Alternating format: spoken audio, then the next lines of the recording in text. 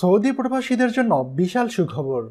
রাজধানী রিয়াদের বিশাল আকারে বিনোদন কমপ্লেক্স নির্মাণের ঘোষণা দিয়েছে সৌদি আরব সরকার। রাষ্ট্রীয় অর্থে জনগণের চিত্ত বিনোদনের এই কমপ্লেক্স নির্মাণ করা হবে বলে বুধবার সরকারের পক্ষ থেকে এই ঘোষণা দেওয়া হয়েছে।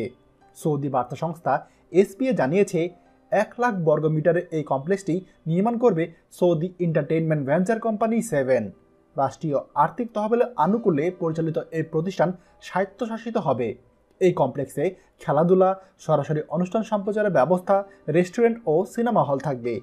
এই প্রকল্পে কী পরিমাণ অর্থ খরচ হবে সে ব্যাপারে অবশ্য কিছু জানানো হয়নি। সৌদি সরকারি বিনিয়োগ তহবিল গত বছর 7 প্রতিষ্ঠা করে। এর প্রাথমিক মূলধন ছিল $266 কোটি।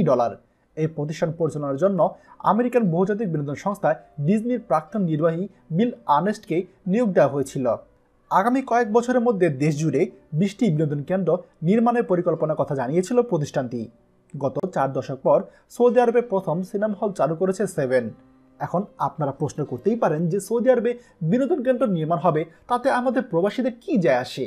না, এমন বলাটা ভুল হবে, কারণ সৌদি আরবের শ্রম মন্ত্রণালয় ঘোষণা দিয়েছে 2019 সাল হতে সৌদি আরবে আবাসন, বাণিজ্যিক এবং বিনোদন খাতে যে সমস্ত প্রতিষ্ঠান নির্মাণ করা হবে সেখানে প্রবাসীদেরকে নিয়োগ দেওয়া হবে।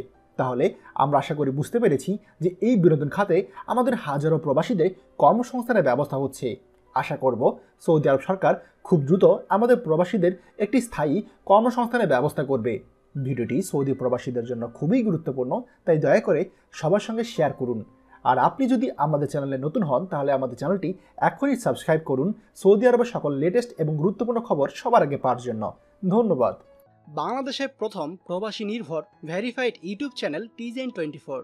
তাই দেরি কিসের, এখনই আমাদেরকে সাবস্ক্রাইব করুন। সাবস্ক্রাইব করতে সাবস্ক্রাইব আইকনে ক্লিক করুন এবং বেল আইকনটি চাপুন, যাতে আমাদের কোনো নতুন ভিডিও আপনি মিস না করুন।